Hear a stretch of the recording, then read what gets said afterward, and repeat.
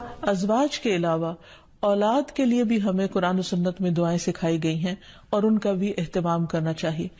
انسان اپنی زندگی میں اپنی بہترین کمائی اپنی اولاد ہی کو سمجھتا ہے، اور انسان اپنی زندگی کا بہترین سرمایہ اپنی اولاد پر خرچ کرتا ہے، اور اپنے بعد بھی ان کے لیے ہر طرح کی راحتیں اور نعمتیں چھوڑ کر جانا چاہتا ہے. لیکن اگر اولاد نیک ہو تو وہ والدین کے لیے صدقہ جاریہ بھی بنتی ہے، اور والدین کے خون پسینے کی کمائی کو ان کی زندگی میں اور ان کی زندگی کے بعد بہترین جگہوں پر استعمال کرتی. لیکن اگر اولاد بگڑی ہوئی ہو تو زندگی میں بھی انسان کے لیے اذیت اور عذاب ہے، اور بعد میں بھی اس کے مال کو ضائع کرنے والی ہوتی ہے اور اس کے لیے بدنامی کا سبب بنتی ہے. اس لیے خصوصی طور پر اولاد کے لیے دعائیں کرتے رہنا چاہیے.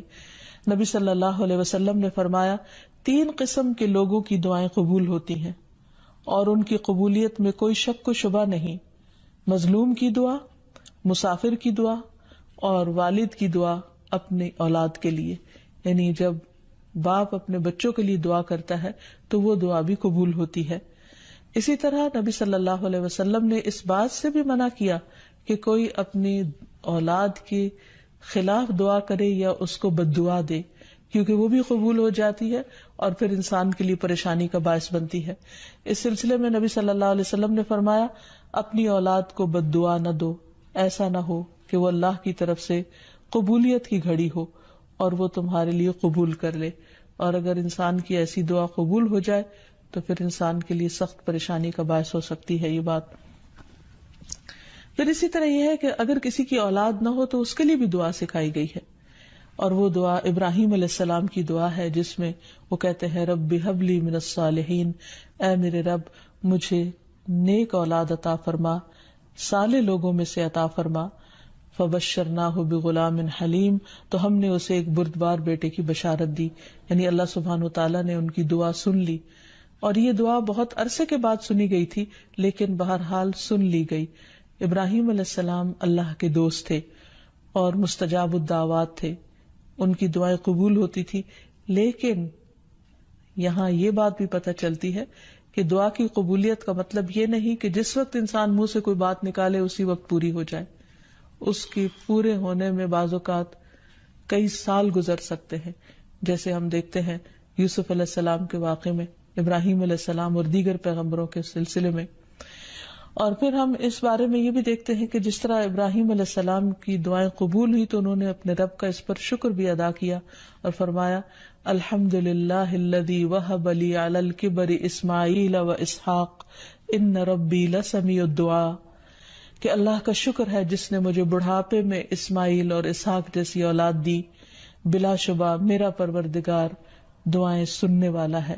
اور حقیقت یہ ہے کہ اللہ تعالیٰ پیغمبروں کی بھی سنتا ہے اور پیغمبروں کے علاوہ باقی لوگوں کی بھی دعائیں سنتا ہے.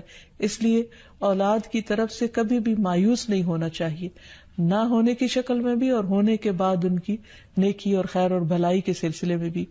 اور اس میں ہم دیکھتے ہیں کہ زکریا علیہ السلام کی بھی اولاد نہیں تھی تو وہ بھی بڑھاپے تک مایوس نہیں ہوئے اور دعا مانگتے رہے. اور اس سلسلے میں آتا ہے کہ وہ جب دعا مانگتے تو کہتے رب ہب لی من لدنک ذریۃ طیبہ انک سمیع الدعاء، کہ اے میرے پروردگار تو مجھے اپنے پاس سے نیک اور پاکیزہ سیرت اولاد عطا فرما، تو ہی دعا کا سننے والا ہے. یعنی پیغمبر ہمیشہ صرف اولاد کی دعا نہیں کرتے بلکہ نیک اولاد کی دعا کرتے ہیں. اولاد کا ہونا اللہ سبحانہ وتعالیٰ کا ایک بہت بڑا انعام اور بندے پر بہت بڑا احسان ہے. اسی لیے ہم دیکھتے ہیں کہ اولاد انسان کے لیے اگر نیک ہو تو راحت، رحمت، آرام اور چین اور آنکھوں کی ٹھنڈک کا ذریعہ ہوتی ہے. نبی صلی اللہ علیہ وسلم حضرت حسن اور حسین کو اپنے پھول کہا کرتے تھے کہ یہ دونوں میری دنیا کے پھول ہیں.